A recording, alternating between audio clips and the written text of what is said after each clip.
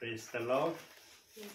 प्रभूच्या नावाला मी धन्यवाद देतो की देव बाप्पांनी ही सुंदरशी वेळ दिलेली आहे की या वेळेमध्ये आपण देवाकडून निरोप ऐकून देवाने आपल्यासाठी काय आशीर्वाद आणले आहेत ते आपण ग्रहण करावे. प्रियांनो, देवाचे आशीर्वाद त्याच्या वचनामध्ये आहे. तुम्हाला जर आत्मिक आशीर्वाद हवे असतील ना, वचनाशिवाय तुम्हाला आत्मिक आशीर्वाद कोठेही मिळणार नाही. देवबाप विचारातून सांगतो तो भाग वेगळा आहे, परंतु वचनामध्ये देवाने आपलं सर्व काही ठेवलेलं आहे. सर्व शक्ती वचनामध्ये प्रभूने झोकून दिली हे म्हणणं देखील अयोग्य होणार नाही. म्हणून अंतिम समयामध्ये ज्या ज्या प्रियजनांना देव बाप्पाचा निरोप मिळतो ना प्रियांनो, त्या प्रियजनांची नावं प्रभूवर गोल्डन अक्षरात लिहित आहे. कारण अंतिम समयापर्यंत एखाद्या विश्वासणाऱ्याला, एखाद्या परिवाराला देवाचं वचन मिळणं हे त्याच्यासाठी खूप आशीर्वादाचं कारण आहे. म्हणून भक्तीची सुरुवात आपण प्रार्थनेने करूया. आज आपल्यासाठी समीक्षा प्रार्थना करील. आपण प्रार्थना करू. पवित्र पवित्र सर्वेश परमेश्वरा, आकाश आणि पृथ्वी यांचे उत्पन्न करते बाप्पा, आतापर्यंत सांभाळास म्हणून मी तुला धन्यवाद देते बाप्पा. इथून पुढे आम्हाला असं सांभाळत राहा बाप्पा.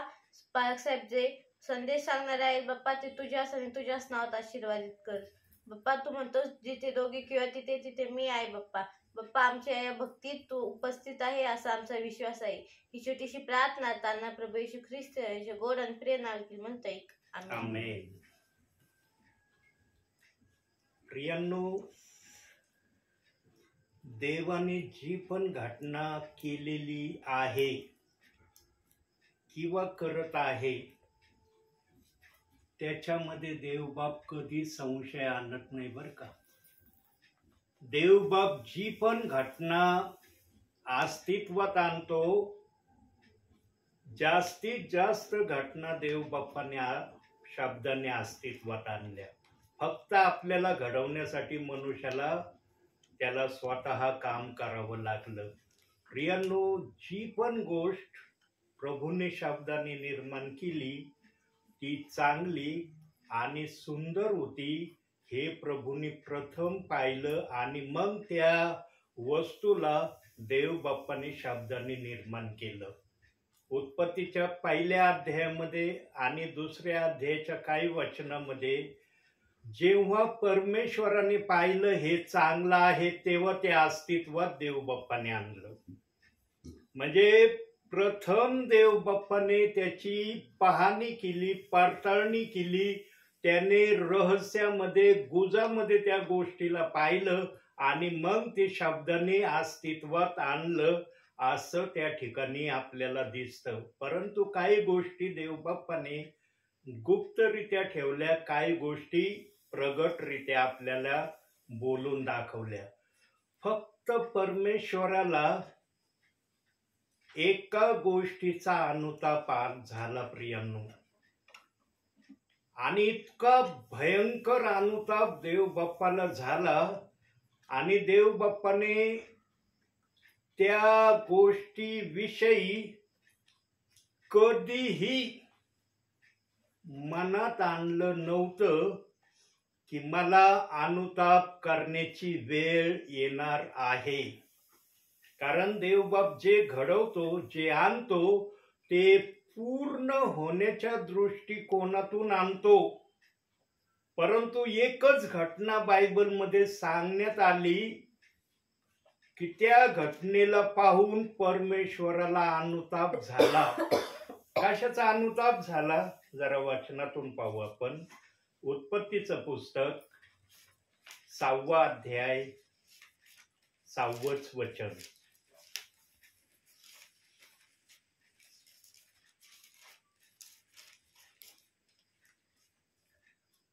म्हणून मानव पृथ्वीवर उत्पन्न केल्याचा परमेश्वराला पस्तावा झाला आणि त्याच्या चित्ताला खेद झाला. आता याच्यात 5वा शब्द आलेला आहे. काही बायबलमध्ये अनुताप हा शब्द आलेला आहे. फक्त प्रभू परमेश्वराला मनुष्याने इतकी चीड आणण्याची वेळ आणली की देव बाप्पाला त्या गोष्टीचा रिझल्ट पुढे द्यावा लागला. परंतु प्रियांनो, वास्तविक जर पाहता, मागच्या संदेशात मी प्रभूच्या आत्म्याच्या प्रेरणेने देवबाप बोलला. पुन्हा एकदा देवबाप तेच विधान, तेच वाक्य आपल्या समोर ठेवत आहे.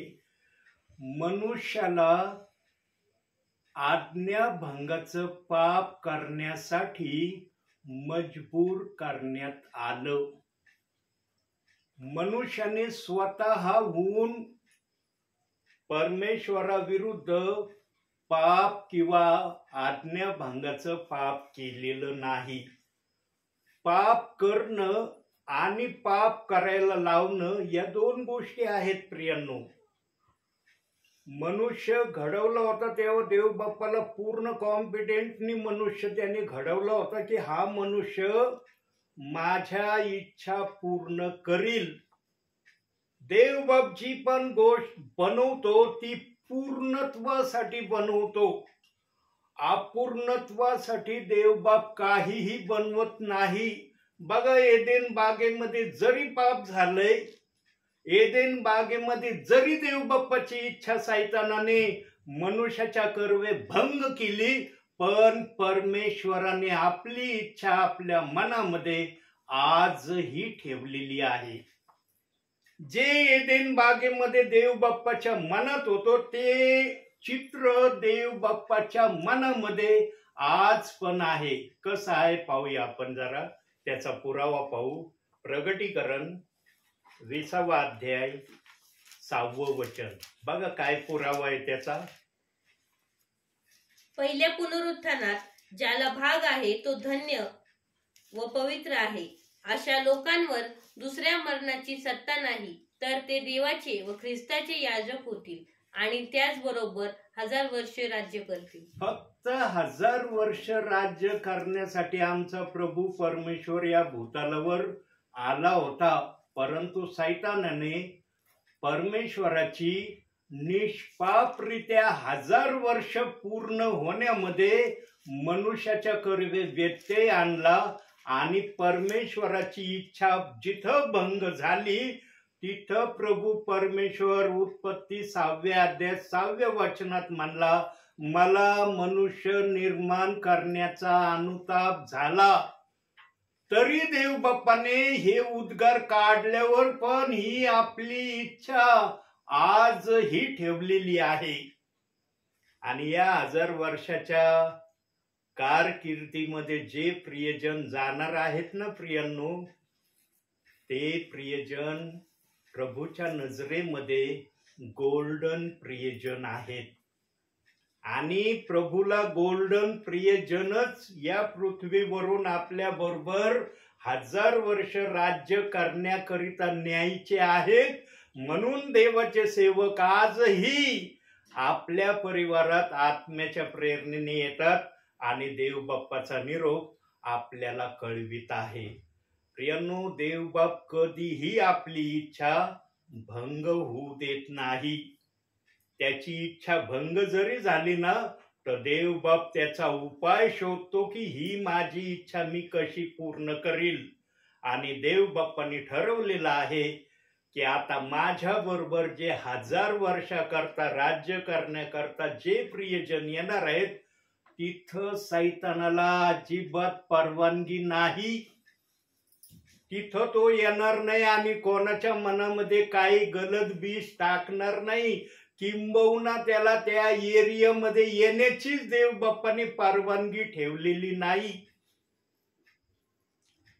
देव बाप एकदा एखाद्याला सूट देतो, नंतर सूट देत नाही. एदेन बागेमध्ये अशी काही देव बाप्पाने योजना केली नव्हती सैतानासाठी की तो बागेमध्ये येऊ शकत नाही. त्याला मोकळीकतेचं वातावरण दिसलं म्हणून तो बागेत आला. देव बाप्पाने जर एदेन बागेमध्ये सैतानाला येण्याचं प्रतिबंध घातलं असतं ना प्रियांनो, तर 1000 वर्षाचं राज्य आदाम आणि हव्वे बरोबर आणि जे कुणी त्या समयात जगामध्ये आले असते त्यांनी पण प्रभू बरोबर 1000 वर्ष राज्य केलं असतं. पण देव बाप्पाने एदेन बागेमध्ये कुठल्याही प्रकारचं कुंपण घातलेलं नव्हतं. मोकळी बाग होती. पण आज्ञाभंगाचं पाप झाल्यावर त्या बागेला दुधारी तलवारीचं कुंपण घालण्यात आलं. का घालण्यात आलं? कारण त्याच्यामधलं फळ कुणी काढून खाऊ नये म्हणून साठी देव बाप्पांनी ती नंतरची योजना बनवली. कारण त्या बागेमधले जे फळ होते ना प्रियांनो, त्या फळामध्ये मरण नव्हतं. त्या फळामध्ये मनुष्याला समजण्याची समज नव्हती की मी कोणत्या अवस्थेत बागेत आहे. हे रहस्य होतं त्या फळांमध्ये. आणि जेव्हा आज्ञाभंगाचं पाप झालं, आदाम हव्वेला ताबडतोब कळलं की आम्ही कशा प्रकारे बागेमध्ये आहोत, म्हणून झाडाच्या मागे ते लपले. जोपर्यंत आज्ञाभंग केली नाही तोपर्यंत ते बागेच्या कोणत्याही झाडाच्या मागे लपले नाही. पण आज्ञाभंग झाल्याबरोबर ते झाडामागे लपले. इतकं मोठं रहस्य त्या फळामध्ये होतं. आणि जेव्हा ते फळ खाल्लं तेव्हा आदाम हव्वेला बागेच्या बाहेर काढलं, सैतानाला पण बागेच्या बाहेर काढलं. कोणालाही त्यानंतर बायबलचं वचनच सांगत नाही की आज्ञाभंगाचं पाप झाल्यावरही त्या बागेमध्ये आदामने किंवा हव्वेने प्रवेश केला आणि त्या झाडाचे फळं खाल्ले असं लिहिलंच नाही. जी संधी होती ती संधी या उभयतांनी गमावली. म्हणून त्यांना शाप देऊन देव बाप्पाने बागेच्या बाहेर काढलं. आणि त्या शापेचा परिणाम आजच्या समयाला आमच्यापर्यंत कसा आहे हे आपल्याला माहित आहे. म्हणून प्रियांनो, आणखी एक वचन बघू. आणखी एक जणांनी पाप केलं, त्यांना पण देव बाप्पांनी क्षमा नाही केली, पण त्यांना राखून ठेवलंय. त्यांना कोणत्या समयापर्यंत राखून ठेवलंय ते आपण वचनातून पाहूया. काढूया 2 पेत्र 2 अध्याय 4 वचन.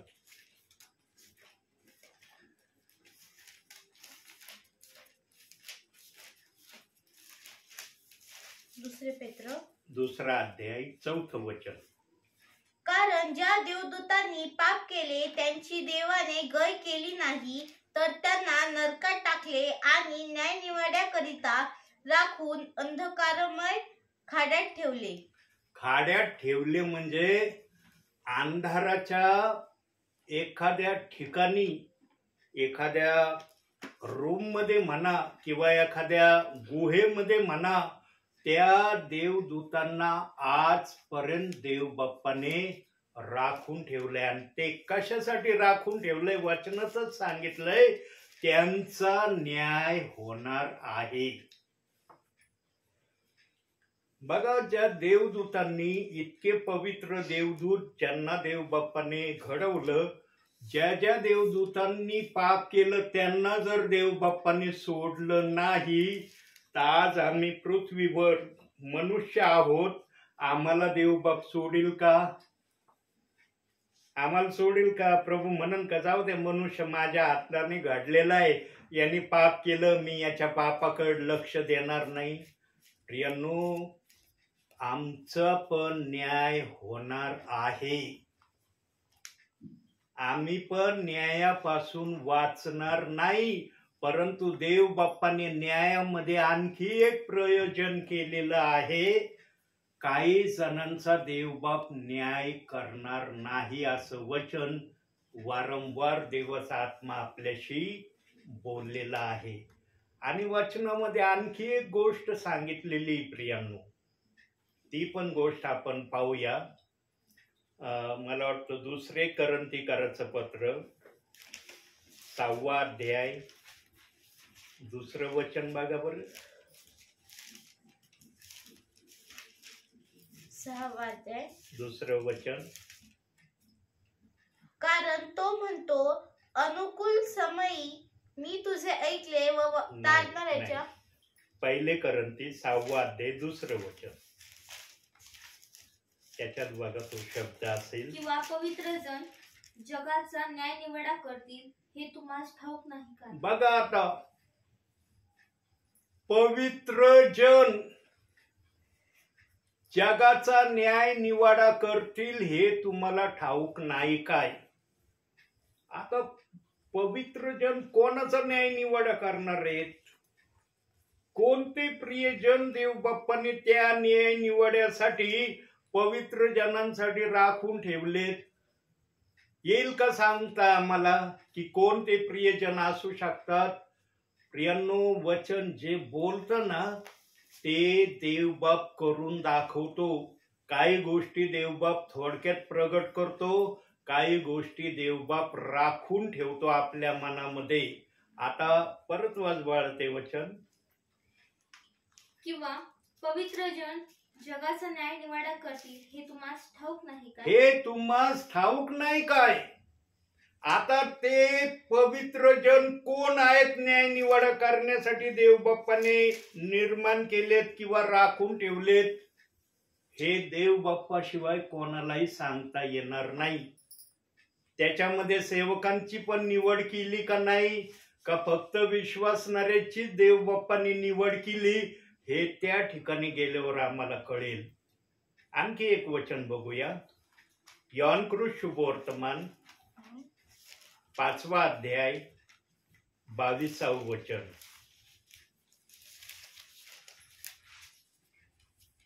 पिता कोणाचाही न्याय करत नाही, तर न्याय करणाऱ्याचे सर्व काम त्याने पुत्राकडे सोपून दिले आहे. सर्व काही पुत्राकडे सोपून दिले असं वचन सांगतय. पण या वचनाला अनुषंगूनच हे पण वचन जे आपण अगोदर पाहिलं, पवित्र जन जे असतील त्यांना देवबाप न्याय करण्याची संधी देणार आहे. आणखी एक पवित्र जनाविषयी आपण वचन बघू. कलसेकराचं पत्र 1 अध्याय 26वे वचन.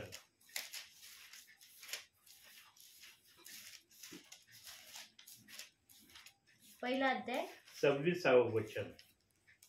जे रहस्य युगानुयुग पिढ्यानपिढ्या गुप्त ठेवलेले होते, परंतु आता त्याच्या पवित्र जनांना प्रकट झाले आहे, ते हे वचन होय. बघा आता, काही पवित्र जनांना देवबाप आपल्या मनातले गुज, आपल्या मनातले रहस्य सांगणार आहे.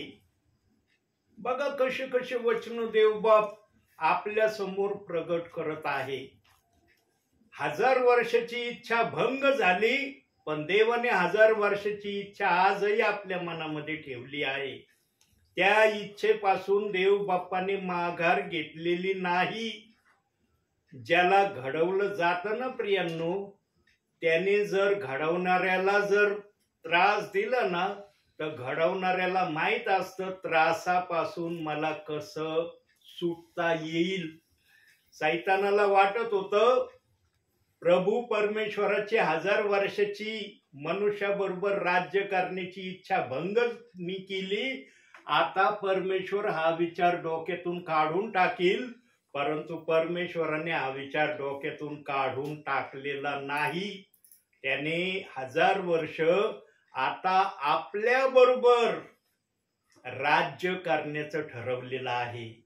आदाम हव्वे बरोबर 1000 वर्षाचं राज्य करण्याची इच्छा त्यांनी भंग केली, पण आता अखिल पृथ्वीमधले जे जे प्रियजन प्रभू बरोबर जातील त्यांना 1000 वर्षाचं राज्य करण्याची संधी देवबाप देणार आहे.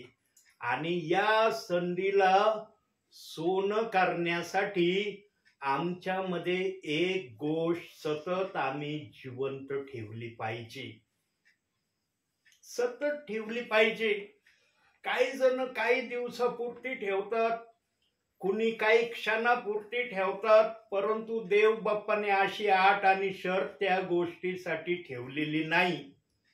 कोणती ती गोष्ट आहे आपण वचनातून पाहूया, काढूया. त्यासाठी आपण एक वचन, नेहम्याचं पुस्तक 9वा अध्याय दुसरं वचन योबाच्या अलीकड, योब आहे ना, योबाच्या अलीकड नेहम्या किती वाजले? 9वा अध्याय 2रं वचन. इस्रायल वंशातील लोक विदेशांपासून निराळे झाले आणि उभे राहून त्यांनी आपली पातके आणि आपल्या पूर्वजांचे अपराध कबूल केले. आपल्या पूर्वजांचे अपराध आणि पाप कबूल केले. प्रियांनो, देवबाप सर्वात जास्त प्रीती जो आपले पाप कबूल करतो ना प्रभू समोर, तो विश्वासणारा, तो सेवक देव बाप्पाला फार आवडतो.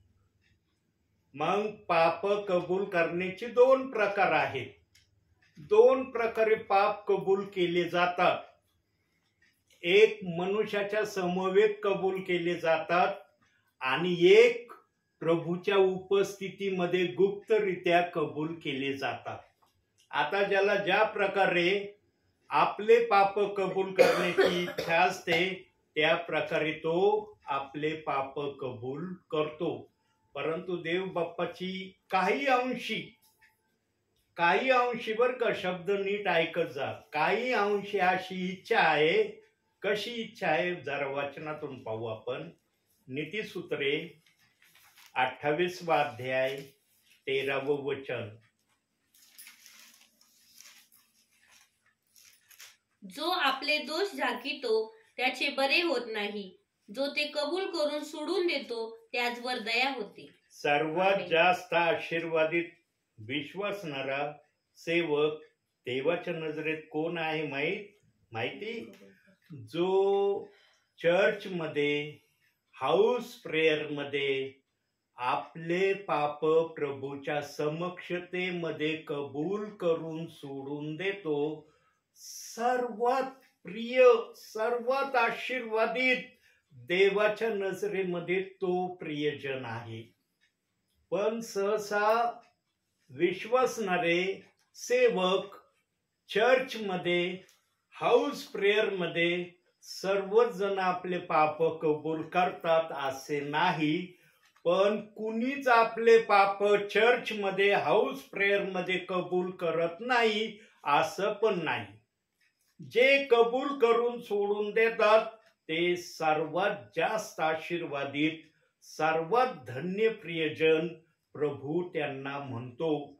म्हणून शुभवर्तमानामध्ये, 4ही शुभवर्तमानामध्ये सांगितलंय की जो कुणी मनुष्याच्या पुत्राला पृथ्वीवर नाकारेल त्याला मी पण आपल्या स्वर्गातील पित्यासमोर नाकारेल, असं शुभवर्तमानामध्ये सांगण्यात आलंय.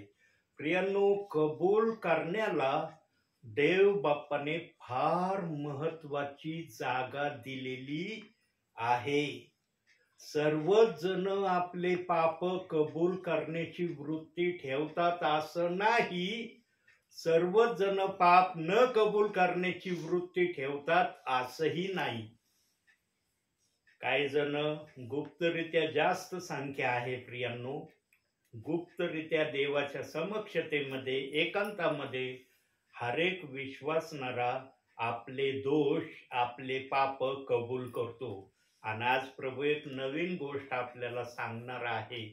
ही गोष्ट तुम्हाला माहित आहे प्रियांनो, असं नाही की तुम्हाला ही गोष्ट माहित नाही, पण पुनरुपी देवबाप आठवण करून देत आहे आपल्याला. उगवलेल्या दिवसापासून रात्री बेडवर जाण्या अगोदर पर्यंत दिवसभरात आम्ही काय काय केलंय. जे पाप आठवत नाही ना त्यांचा विचार करायचा नाही, कारण ते नकळत पाप आहेत आणि ते पाप देवबाप ऑटोमॅटिकली क्षमा करतो. पण जे पाप तुम्हाला कळतात, अरे हे करायला नव्हतं पाहिजे, हे माझ्याच्याने व्हायला नव्हतं पाहिजे, पण झालं माझ्या हातून, देवाच्या नजरेत माझ्या दृष्टिकोनातून पाप म्हणून देवबाप त्याला संबोधितो. अशा अपराधांना, पापांना प्रति दिवशी रात्री बेडवर झोपण्याला जाण्या अगोदर आपल्या पापाचा पश्चाताप, आपल्या पापाची क्षमा मागून मग तुम्ही बेडवर झोपू शकता. फार थोडे प्रियजन आहेत प्रियांनो या गोष्टीमध्ये की ते अशा प्रकारे प्रार्थना करून बेडवर झोपतात. बहुसंख्य प्रियजन फक्त झोपेची प्रार्थना करतात आणि झोपून जातात. काही प्रियजन असे पण मी पाहिलेले आहेत की ते रात्रीची झोपेची सुद्धा प्रार्थना करत नाही आणि झोपून जातात. प्रियांनो, कमीत कमी आम्ही झोपेची प्रार्थना करून झोपणं गरजेचं आहे. आणि प्रियांनो, या प्रकारे जर आम्ही प्रभू समोर स्वतःला सादर करू तर देव बाप आमच्या विषयी एक गोष्ट आम्हाला कळवितो आणि तो सांगतो पण वचनातून. शेवटचं वचन बघूया आपण, काढूया 1 योहान 3 अध्याय 19 वचन. शेवटचं वचन 1 योहान 3 अध्याय 19 वचन. आपण सत्याचे आहोत हे ह्यावरून आपल्याला कळून येईल आणि ज्या कशाविषयी आपले मन आपल्या स्वतःला दोषी ठरवते त्याविषयी आपण स्वतःच्या मनाला त्याच्या समोर उमेद देऊ, कारण आपल्या मनापेक्षा देव थोर आहे, त्याला सर्व काही मिळते, त्याला सर्व काही कळते. प्रियांनो, देवाला कळत नाही ना असं काहीच नाहीये. तुम्ही आपले पाप कबूल केले तरी देवाला कळतं, तुम्ही आपले पाप कबूल नाही केले तरी देवाला कळतं. पण देवाची इच्छा असते की कमीत कमी तुम्ही आपले पाप कबूल करत जा. आमच्या मनापेक्षा देवाचं मन जास्त थोर आहे आणि जास्त सामर्थ्यशाली देव बाप्पाचं मन आहे. ज्याने आम्हाला घडवलं ना प्रियांनो, त्याचं मन नेहमी आमच्या मनापेक्षा जास्त प्रतीचं उच्च असतं. म्हणून ज्याचं मन आमच्यापेक्षा जास्त उच्च आहे त्याच्या समोर आम्ही नेहमी नम्रतेने सादर होणं हेच आमचं आद्य कर्तव्य असतं. पण फार थोड्या प्रियजनांना या गोष्टी समजतात प्रियांनो. फार थोडे प्रियजन या गोष्टी बोलत नाही, करून दाखवतात. प्रियांनो, अंतिम समयामध्ये देव बाप प्रत्येक विश्वासणाऱ्याला, प्रत्येक सेवकाला त्याच्या नावासाठी पवित्र करण्याची इच्छा ठेवतो. आणि तुमचं पवित्रीकरण व्हावं ही देव बाप्पाची सर्वात मोठी आशा आहे. म्हणून अंतिम समयात पण आजही सेवक आपल्यापर्यंत येत आहे. का बरं देव बाप अंतिम समयात विश्रांती घेत नाही? देव बाप्पाला विश्रांती घेण्यास बंदी आहे का? देव बाप्पाला असं वाटतं का नाही मी विश्रांती घेऊ शकत नाही, मला विश्रांती घेण्याची मान्यताच नाही, असं आहे का? प्रियांनो, देवबाप का विश्रांती घेत नाही माहिती का?